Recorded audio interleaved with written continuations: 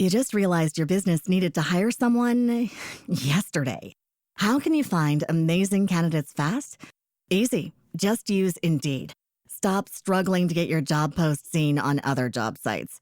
With Indeed sponsored jobs, your post jumps to the top of the page for your relevant candidates, so you can reach the people you want faster.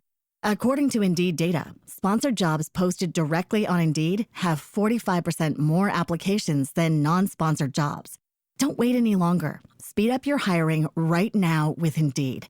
And listeners of this show will get a $75 sponsored job credit to get your jobs more visibility at Indeed.com/kidsandfamily. Just go to Indeed.com/kidsandfamily right now and support our show by saying you heard about Indeed on this podcast. Terms and conditions apply. Hiring? Indeed is all you need. Are you ready to learn the 3 secrets to launching a successful podcast? Hi, I'm Bill, a recent client of the Podcast Mogul. If you've been thinking about starting a podcast but aren't sure where to begin, he's got you covered. He is hosting a free webinar where he will share the 3 secrets that can help you launch, grow, and monetize your podcast without any fancy equipment or technical headaches. Click the link in the show notes to save your spot now and let him help get your podcast off the ground. It's so true. Like I literally just had a sign made, and I would go in Austin to like a popular mural spot, and I would just be like, you want a free photo? I'll take your photo. Like, just follow me on Instagram. And it's crazy how much that stuff works. Just chatting with people. I'd give my business card out on the subway all the time and be like, oh, if you want to do a photo shoot, let me know. So it's crazy how that stuff works. Ladies and gentlemen, welcome back to Season 3 of Invest in Yourself, the Digital Entrepreneur Podcast. I'm, of course, Phil Better, and this season is presented to you by Unicorn Incubator. Unicorn is the largest rural incubator accelerator of its kind in the world, located in southwestern France. Its mission is to give entrepreneurs and their families their lives back while helping them build game-changing technology startups. Startups in the company are provided with a complete ecosystem for success, with direct access to proven funding sources, top-notch legal and accounting representation, access to the world's most generous business incentives, and most importantly, a dedicated sales and marketing accelerator that will put a startup's product or service on the fast track to success. Welcome back to the show, ladies and gentlemen. I am Phil Better. This is Invest in Yourself, the Digital Entrepreneur Podcast. This week's episode, we have Gaby Deimeke, a freelance photographer from St. Louis, Missouri, who is becoming the badass woman's photographer. We get into talking about how she spent 2 years in New York working on a portrait series of female founders and entrepreneurs. She shares some tips on getting the perfect headshot and what's coming up next for her. A little bit about her. She is from, like I said, St. Louis, Missouri. She spent 2 years in New York City working on a portrait series of female founders and entrepreneurs and fell in love with photography that way. She's currently living in Austin, Texas, where she is continuing the Badass Woman photo series and works as a commercial photographer. Without further ado, here is the Investing in Gaby Deimeke, the Badass Woman photographer. Gaby, thank you so much for being on the show. It is certainly a pleasure to have you on the show because you have these amazing ability to take these great pictures. I've been secretly stalking you on Instagram, so just so that you know about that, and my audience can know how amazing your Instagram is. How about you give us a quick introduction, then we'll jump into your story. Yes. So my mom gave me a camera when I was 12 years old. I was going to a concert, so she gave me the camera to take pictures of the people on stage. I ended up taking a bunch of pictures of all the different people in the audience. And when I showed it to her, she was like, Gaby, you can't take pictures of strangers. So that's how I tell everybody I got started. I pretty much never put the camera down since then. So I studied photography in college. I ended up studying fashion photography in grad school in London. Then I moved to New York, spent a couple years kind of building my business from the ground up. And this past year I moved to Austin, Texas, where I am still doing photography, doing wedding photography, doing branding photography, product photography, and hopefully concerts and music festivals when they come back later this year. That is amazing. Specifically the fact that you flew to London to study fashion, like one of the Ayatollahs is out there, you know. London is pretty big in fashion next to New York, where you traveled, obviously secondary. So what is it about photography that drew you into that world? Like what is it that sparked your passion? Yeah, so I think for me, it's the fact that you kind of like have this challenge all the time of can you capture someone's personality and their likeness in one frame? Like it's really hard. Like when you think about it that way, it's you have to be really intentional about how you frame it, what kind of lighting you use, what the people are wearing, how you pose them, what angles you're shooting at, what kind of lenses you're using to get different depths. So for me, I've been doing it like over 10 years now, and I never get bored with it because every single time I go into a new photo shoot, it's like, okay, what am I conveying in this project? And every single one is different and new. So that's really exciting to me. That's amazing. That's what I feel. I feel a kindred spirit pretty much because I feel that way with podcasting because every episode is something new I get to discover. In like 30 minutes, I have 30 minutes pretty much to learn, or 30 to 45 minutes to learn about my the guest. And so I love that you have that passion with taking it towards photography and everything being different. Yeah, I mean, it totally same with you. It's like just a creative outlet that you get to kind of practice and get better at. So I love how it's ever evolving in that way. So you said now you're doing wedding photography, you're doing brand, and you're doing hopefully concerts when they come back and events. What is it if you had to give one advice? We'll start with that to someone starting in the photography game because you've been in it, as you said, 10 years now. So you've been done your fair share of chop making. What is one thing, and where's the easiest place maybe for someone to start? Yeah, so I definitely think the hugest piece of advice that I could give to anybody who's thinking about starting photography or just kind of, dipping their foot in is you don't have to have the most expensive camera gear to get into it. Like I started with like a really cheap point and shoot, and I probably shot on that for like 5 years before I upgraded my gear. And in fact, there's still a couple lenses, like I have a 50 millimeter lens that I have had for like 10 years. That was like $200 and I still shoot portraits on it and love it. So I think the main thing is like, if you want to go after it, is really like spending more time cultivating your craft. Just put in the hours, put in the reps, like go do photo shoots with your friends, ask your family if they can do it. Like practice times a million. And then later, once you kind of have that foundation, you can worry about upgrading gear and those kind of like technical things. I love that. I love that advice. Like, and the fact that you still have one of your lenses from the beginning of your career that you still use. It shows how important that learning your craft and using the tools that you have to make it better. Like for podcasters, it's like, oh, I need to get the Rodecaster Pro, this $700 or $7,000 thing. It's like, no, you just need a microphone. Just get a simple USB microphone and start. Oh, exactly. Exactly the same thing. Yeah. Yeah. And I think on the other hand of that is like at some point, like when people are looking at, photographers they're going to book for their wedding or for a family photo shoot or whatever it may be, at some point, like all the photographers they're going to be looking at kind of have a certain skill level. So all those photographers have experience, they've shot tons of couples, they've done it. And so all their portfolios look a certain professional skill level. So I think in that case, once you kind of have that basic foundation, it's like you have to provide something else to stand out. So maybe it's your personality is really great, or you're really great at posing, or you're just really timely and answer all your emails really quickly and you've returned the photos back quickly. So I think that applies to any business is once you have the skill level for the thing you're doing, how can you use your other skills to set yourself apart and really show people that, you have a level of excellence to your business? I like that last bit, like adding just that little oomph to your business, where it be your customer service, your, as you said, being timely. Those are really important things that you have to cultivate as well. Did you have those from the start, or was it something that you had to learn? Definitely learned a lot. I would say the one thing I had from the start that really helped me out was kind of like that hustle where I was like, I'm going to go after it and I'm going to get all these clients and I don't know how, but I'm just going to make it happen. I'm going to make my business happen. And so definitely I was lacking in some of the skills when I started. Like when I first moved to New York, I didn't have any lighting equipment, right? Like I had my camera and I had some lenses. And so when people wanted to do photo shoots, I would just be like, great, we'll shoot it outside and I can use sunlight as my lighting. And then as I was building my business, it was like, well, people wanted to do studio shoots, or they wanted me to come in and bring lighting equipment into a certain space that they wanted to photograph. And so I remember my first client, it was actually a food photography client.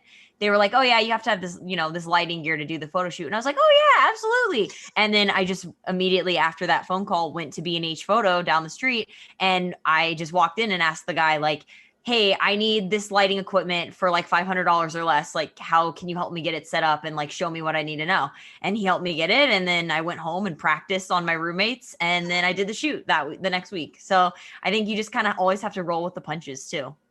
Yeah, no, I remember getting my first interview for the podcast. I reached out to a friend and he's like, okay, yeah, send me a calendar link or like a scheduling link and we'll set it up. And I'm like, oh, this is how real people do it.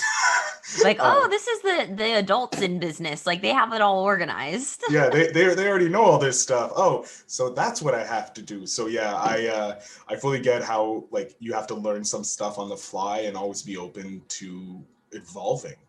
Yeah. And I think talking to your peers can be huge. Like whether it be like networking groups or photography meetups, asking other photographers like, oh, you use Honeybook for your software. That's really interesting. I've never used that. Like, how do you like it? Or, finding those kind of insights, or like even like groups where people are always posting for like different presets and editing tips and photo shoot location ideas. Like, I think that's been a huge part of like the second, this later years of my business is like, now that I kind of have myself established, how can I take it to the next level by seeing what other people are doing and kind of learning the latest tips and tricks. Yeah, I have a passion for photography. I suck at it, but I still love it because I can see the emotions being evoked, or I can feel the creativity. I think most creative people can see that in other art. Yeah. And one of my favorite photographers / YouTubers is Peter McKinnon. Mm-hmm. Yes. His photography is like paintings. I find they're so well done. Like yours is amazing too, but I think he can get a different type of emotion out of his art. Do you see? Because he focuses more on. It's like Photoshop, right? Like more like adding that kind of stuff in post. Yeah, he does a lot of post, but his features are usually like landscapes versus yours, which is individual. So you're getting the individual personality, and he's able to bring in the scene's personality, which is an amazing accomplishment. You have this new. I'm forgetting the word. It's your my new photo project. There you go, your photo project. Badass women. Yes, badass women. Now you must have met some really interesting individuals taking their photos. Yep. So that's exactly what happened. I moved to New York. I was right out of school, and I was like, okay, well, I've studied photography. Now I need to make money doing photography. I need to start my own business, but like I've never done that before. So naturally, I kind of just looked to, especially women business owners, small business owners in New York that were doing awesome stuff, that were having really successful businesses, that, were thriving. And so for me, I just kind of used that as a template. I would meet with them, ask them to get coffee, and just ask advice. Like, what worked for you? How did you do this? How did you do payroll? Like, all these things that make up your business. And they gave me really good tips and really good advice. And so I kind of just naturally started taking photos of them, asking if I could take their portrait. I would interview them about their business. And then all of a sudden, after like a year and a half, I had almost 50 portraits done. So I decided to show my work, and I did an art gallery show in New York for all the portraits, called it Badass Women NYC. And then when I moved to Austin this past year, I was like, you know what? I want to keep doing that project because there's awesome women in Austin too. And there's awesome women in every single city. So I'm currently working on the Austin series, and I would love in the future to be able to do like San Diego, London, Chicago, and kind of just go to different cities for a short period of time and photograph more women and interview them about their businesses. That's amazing. That's simply amazing. Just getting more like visual out there for the next generation that's coming up that love your work and say, oh shit, she's doing this and she's interviewing all these badasseries, because the more people know about these individuals, the one, it benefits your client or your subject The of the whole network, portrait. really. Yeah, the whole Yeah. network, because Yeah. people find out about these businesses and they go, oh, I'm going to go use this business, and then they get more money that they can put into their marketing. So yeah, going after this, like, I don't say going after niche markets like the badass women. I love having female entrepreneurs like yourself on, because it just shows a different way of thinking than most men can think of, you know? Yeah, it's a great point. And it's kind of interesting that it ended up playing out how it did, how I made the Badass Woman series, because a total side product of me kind of doing this just for fun, like just a personal project, is I've built a big network of like women entrepreneurs who later have then hired me for photo shoots. So I think that's a great tip for anybody who, is working on their business and wanting to kind of build their network, is like maybe find some people you're trying to network with or your target audience and figure out how you can provide them some value so that, you can start building that relationship. I think that's been one thing that's been huge for me. I didn't even realize I was doing it at the time, but it's really come back to give me a lot of photo shoots and just community support, like now down the line. Of course. No, that's how I kind of got started. I started my first podcast that was semi-successful, but I started networking with other podcasters to figure out, like, how do you get a successful podcast, right? And no one knew at the time. And now when I launched this one, it's already a huge success because I had the initial guests be friends of mine in my network. So it's like paid off in droves, and it's an amazing thing, the networking. I think our generation probably didn't learn the proper networking. I think you're totally right. And I think it's something too that like people, you kind of have to like practice it and like get that muscle like strong, because it was definitely something that really intimidated me like right when I moved to New York, when I kind of just started.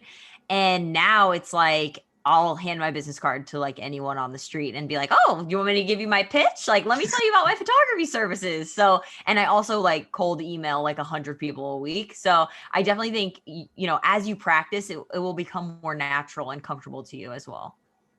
Yeah, I love the fact that you're like pitching like 24/7. Like anybody you see, like, hey, you want your photo taken? Here, have my card. It's so true. Like I literally just had a sign made, and I would go in Austin to like a popular mural spot, and I would just be like, "You want a free photo? I'll take your photo. Like, just follow me on Instagram." And it's crazy how much that stuff works. Just chatting with people. I'd give my business card out on the subway all the time and be like, "Oh, if you want to do a photo shoot, let me know." So it's crazy how that stuff works. That's the smartest networking and growth hack I've ever heard. Like, it's honestly like, who's not going to follow you if they got you taking their picture? You're like, oh yeah, here, go to check out my Instagram. You like these photos? I can do one right now for you. And then all you have to do is follow. Yes. Okay, cool. Click. It's going to be up in like 2 days. And then it's like, it's real world proof. Yeah. And then you also get like, especially if they like post a photo you take and then tag you as the photographer, then their entire network, they basically just for free advertise that you'll do photo shoots to their network. So I understand how some people don't want to do like free photo shoots all the time. And obviously, especially as a creative, like you want to make sure you're not just giving your services away for free all the time. Yeah. But I have seen huge value in giving small things away for free, giving a little bit of value and seeing a big return later. Yeah, it's you're investing a small amount to see the return of investment being huge. It's very important to do that. To give a bit and then you'll receive. It's give and then you'll receive. That's funny enough, in this series, this third series I'm doing, it's a common theme I'm seeing when I'm talking to a lot of entrepreneurs, more successful entrepreneurs like yourself, where it's give and you will receive. I love that. I think that's so true. And I mean, even just in life, right? Like, it's like, I want to be a good person. I want to make sure that my business is making the community a better place and that I'm giving back in general. So I think that kind of also just falls in line, like with my general business practices. Yeah, I'm seeing a rise of the social entrepreneur, social business owner that understands that society is more important than just me. Like, how can my business help the community that I'm part of so that everybody succeeds? Yeah, and I think especially like younger consumers they want to know that where they're putting their money is going to go somewhere that is giving back, that is like helping the community. So I definitely think you're right that that's a shift that we'll probably keep seeing moving forward. Just because like millennials and even younger generations, they don't really want things to be kind of how they always just were, like giving to big corporations and stuff. It's way more important to be local and small businesses and giving back and those kinds of themes. Yeah, that's something that's like true to my core as well. Like I think it's through how we were growing up in schools and that it was like, okay, you have to work as a team. We did a lot of teamwork, and we understand that the community helps everybody. So I'm glad I'm talking with a lot of entrepreneurs who are in the same spirit. So you mentioned that you want to do other cities. Yeah, I would love that. What is the big city that's on your bucket list? Like one that you have to, no matter what, before you kick the bucket, it is, as they say, that you want to have a shoot in. Yeah, I mean, I definitely think like high on my list is to do the Badass Women series in London, just because since I did live there for 2 years, I do have some connections, and I kind of have started like an Excel spreadsheet of like who my dream people would be in London. I don't want to say right now though, because I can't jinx it. Of course, no. I don't want to hear it because I want to be surprised of who you. There you go. But yeah, I think London would be incredible. I definitely am looking kind of to in the next like 5 years or so, maybe applying for some grants, because I mean, I think like empowering women, like same thing as we're talking about, like being more community focused, like that's just a big issue right now, is like, you know, gender equality and just big themes like that. So it's important to me to kind of support that. And I think other people want to do that too. So if I could do some grants or things like that, where I could maybe, you know, have a stay to go, or even like collaborations with some art schools. I definitely am kind of thinking about all those options in terms of like how to make the Badass Women series happen abroad or just in other cities in general. Yeah, no, I can't wait to see it. Your artwork is amazing. I consider it artwork. Photography is art, so it is artwork. And I to be fair, so that everybody knows, and you yourself, I'm kind of on your pictures and your Instagram right now, and just looking at how amazing some of your shots are taken. Oh, thank you. It's kind of funny because like I feel like when I do podcasts, it's like I'm like, I need you to also, as you're listening to me talk, just go over to Instagram and just look at my photos so you get a sense of what I'm talking about too.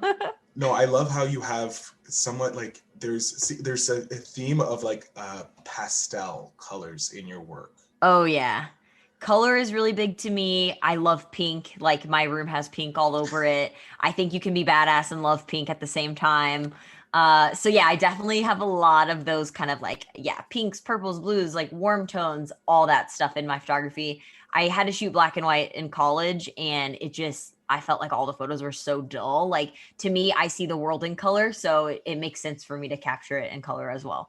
Oh no, fully. I enjoy some of black and white because you can still get, depending on how good your framing is, you can get amazing shots. But color is, listen, we live in a color world. Why aren't we enjoying beautiful colors more in our artwork? And oh my God, like I'm scrolling through. I'm sorry. I feel rude that I'm scrolling through your artwork and just being like, these are some amazing shots. Like not. Well, I think you're making a great point there, is that leveraging social media can be huge for your business.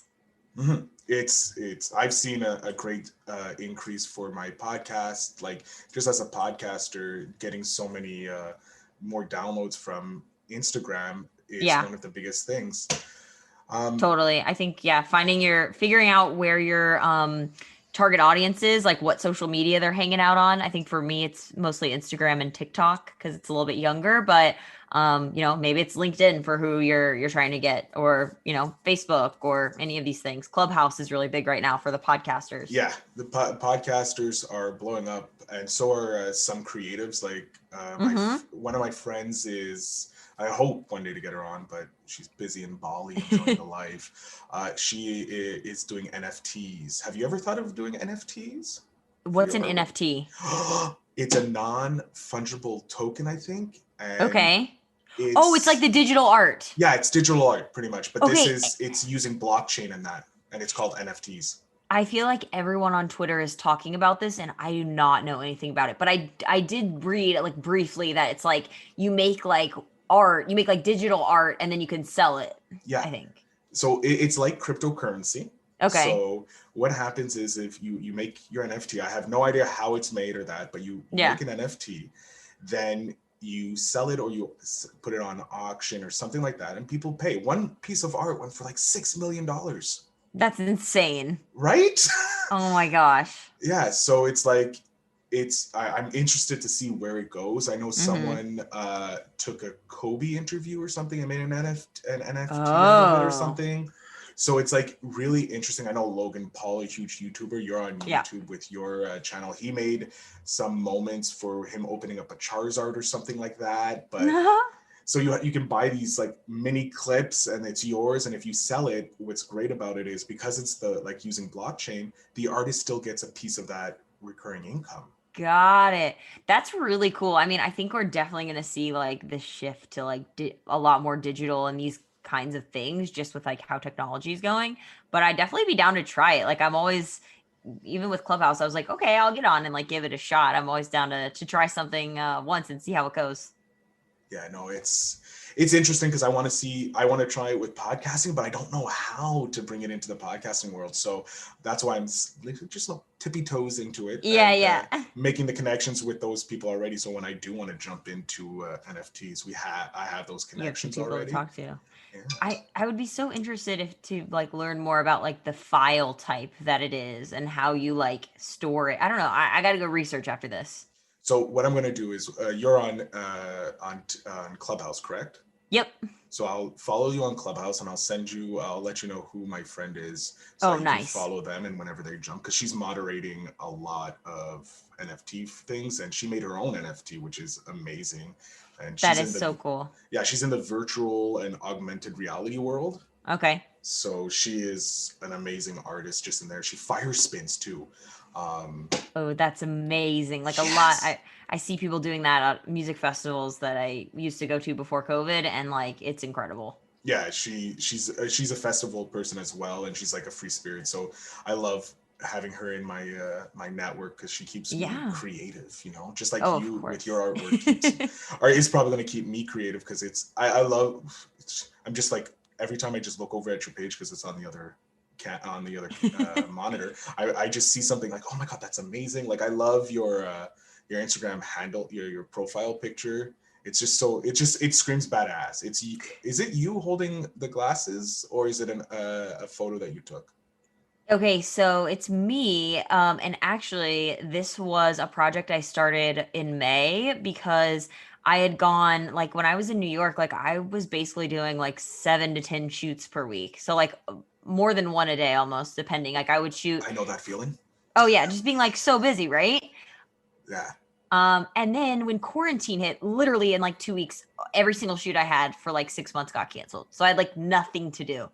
And so I decided as like a fun creative challenge, because I was feeling like super creatively just like empty. Mhm. I was going to photograph one self-portrait because I never shoot self-portraits every day in the month of May.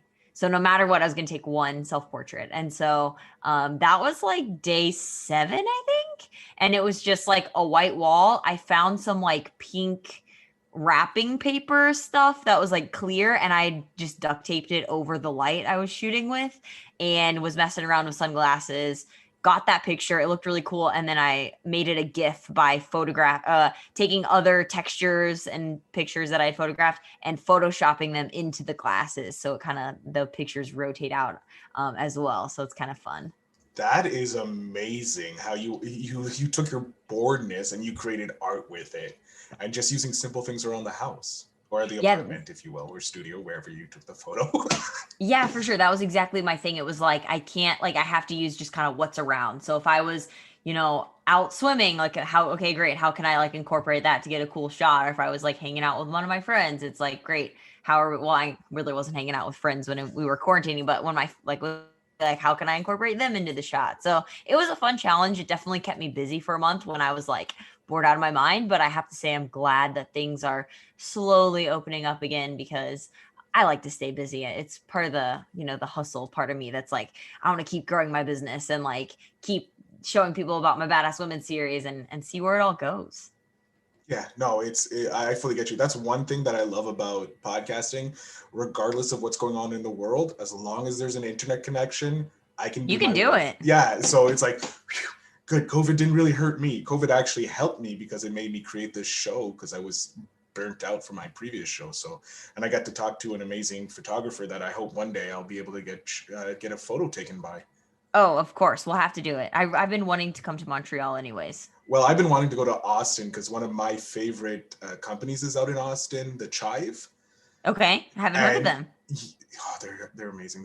They keep things very simple. It's funny, humor, hotness, and happiness. Like they just care about having fun, and so they do a picture a website app. And it's just like Military Mondays, or they have their daily afternoon randomness, which is just can be like cool pictures and like guaranteed your artwork or your photos actually would be perfect for it because they're badass. They could do I'll have to connect with them. It seems like a very Austin type company if they're like kind of chill and like that's very like an Austin local brand. So what's funny is they started off on Venice Beach. Okay. They started off in Venice Beach, and the building that they were in is actually now rented to the Snapchat offices, I think, at one point. Oh. And they went to Austin and they built a building for them to house it in, and they have a slide.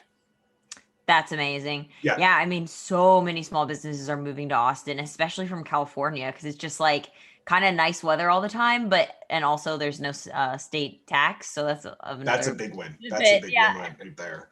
Yeah. No, I think you should definitely check them out because I think you would blow their photography out the window. They do specials every time they drop shirts or anything like that. Oh, cool. Yeah, because they have their merchandise side, which is John Resing is one of the founders, and he's one of my guests I want to talk to because just his story about how him and his friends just started the business. Yeah, and just made it happen. Yeah, and he now works with Bill Murray, so that's amazing.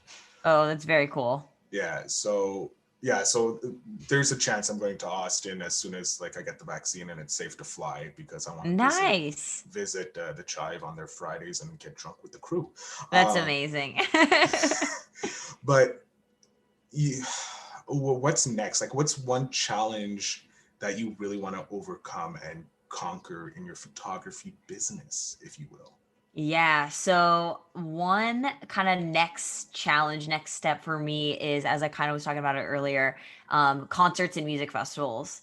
So in 2019, before COVID, I got to shoot 3 music festivals and I shot like 20 concerts. And it was like my first time doing any of that. Like I just kind of had started diving into that world.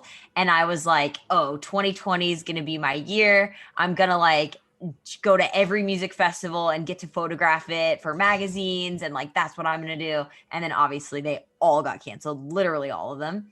And so I think, fingers crossed, I feel like with what they're saying about the vaccine and how things will be in the fall, that I will get to photograph some music festivals in the fall. And then also in 2022, I'm going to like set aside a huge chunk of time to really kind of like learn that craft of music photography. Oh, no, 2020 was supposed to be my year too, but something happened, funny enough. But yeah, no, I want to see what you do with the journey into the music festivals and the concerts, because you have an amazing eye. So it can only be great. Like it can only be amazing with what you'll do. It seems like from the ones that I've kind of first started getting my foot in and practicing is that like I still need to work on shooting the actual concert itself. But I feel really like in the times where I've gotten to like do a portrait session with the artist, I feel like that could be a really good sweet spot for me because like I love shooting portraits of people. At the end of the day, that's like my favorite thing to do. So if I could combine that and do artist portraits, like backstage and album covers and stuff like that, like I think that feels like it's going to come really naturally. So I'm excited to expand to that as well. Yeah, I think you would have a great thing of like a backstage, behind the scenes, kind of like capturing the moments there for the and getting Exactly. the So portraits. we gotta manifest that for me. Oh, I already know you'll do it. It's not a question on if, it's a question of when. And since COVID's going to be vaccine rolled out in the US a lot quicker than here in Canada, it's going to happen sooner than later. I think like the later part of 2021, you'll start getting, they're going to be clamoring for artists to take photographs and that. And I think with your amazing artwork, you got a great niche already set up. Awesome. Well, thank you very much. Austin City Limits is here in the fall in October. So I'm like, all right, that's my goal. Austin City Limits, get to photograph it. So we'll see. So all you have to do now is find a badass woman that's in there and take her photograph. And then 100%. That's how we do it. And I also am just literally emailing every festival all the time, being like, hey, just checking in. Do you need a photographer? Do you need help with anything? Like, I'm here. I'm in Austin. Let me know. So I'm starting the process. There you go. Already manifesting it. I love it. Gaby, we're coming up to the end of the interview, and it's been a fun conversation. I have to say, I wish it could go on, but we do have a time limit. I would like you to take the next, as much as you want, up to 5 minutes, to let my audience know where they can find you, how they can support you, whatever you like to promote. Yeah, so definitely if you want to see some of my photos all big and pretty on your computer, you can go to GabyDeimekephoto.com, and I can send you the links to all that as well. On social, it's GDimes on Instagram, and actually all social, so YouTube, TikTok, GDEIMZ. And then I have a couple sub Instagram accounts for different things. So GDimes Weddings is wedding photography. GDimes Food is food photography. And GDimes Music is all my concert and music festival stuff. So definitely go check out all that. I've been lately like making ridiculous TikToks about like photography life and also showing kind of like behind the scenes of some of my photo shoots. So that's been kind of fun. I've been throwing that up on TikTok and YouTube. And then always Instagram is just great because I'm always just like posting fun photos and recent photo shoots and all that good stuff. Well, yeah, because you're a photographer, it makes sense that Instagram and Pinterest. It works out for me. Instagram and Pinterest as well. Yeah, and I can see TikTok because you're going after these awesome things and you do festivals. So TikTok is big on music and that. So I can see you being huge there as well.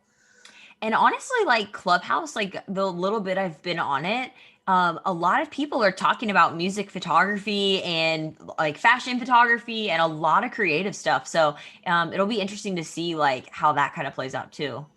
So I just jumped onto your music thing and I see something that's very impressive to me. It says here that you one time photographed Post Malone. Post Malone. Yeah, I did in fall 2019.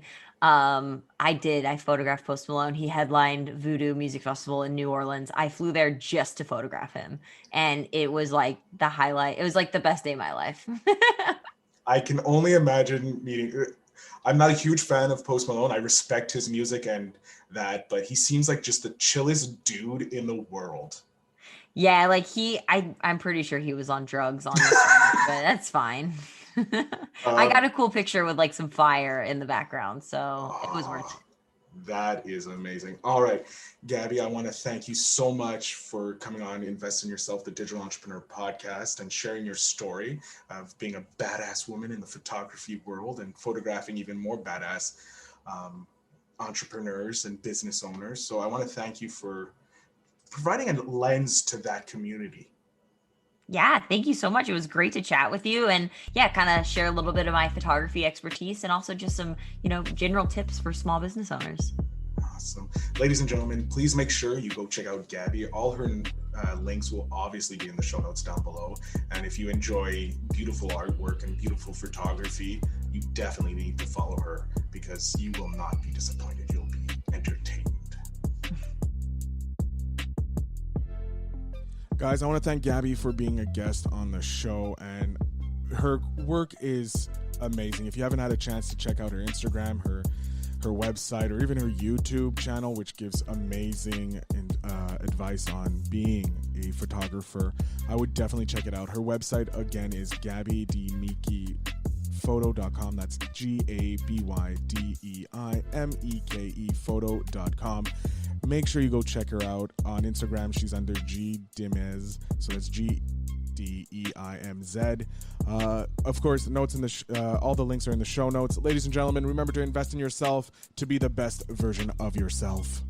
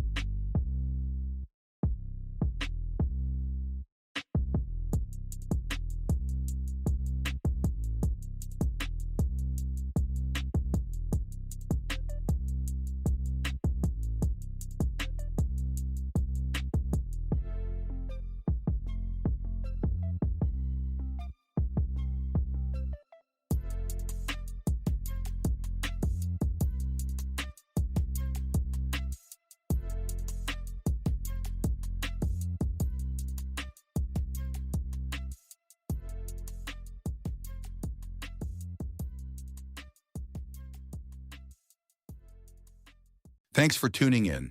Now it's time to take the next step. When you're ready to dive deeper into how to launch, grow, and monetize your podcast, Phil's got something special for you.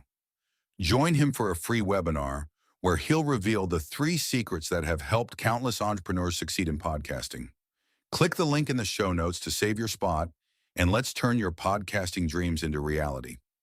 You just realized your business needed to hire someone yesterday. How can you find amazing candidates fast? Easy. Just use Indeed. Stop struggling to get your job post seen on other job sites. With Indeed sponsored jobs, your post jumps to the top of the page for your relevant candidates, so you can reach the people you want faster. According to Indeed data, sponsored jobs posted directly on Indeed have 45% more applications than non-sponsored jobs. Don't wait any longer. Speed up your hiring right now with Indeed. And listeners of this show will get a $75 sponsored job credit to get your jobs more visibility at Indeed.com/kidsandfamily. Just go to Indeed.com/kidsandfamily right now and support our show by saying you heard about Indeed on this podcast. Terms and conditions apply. Hiring? Indeed is all you need.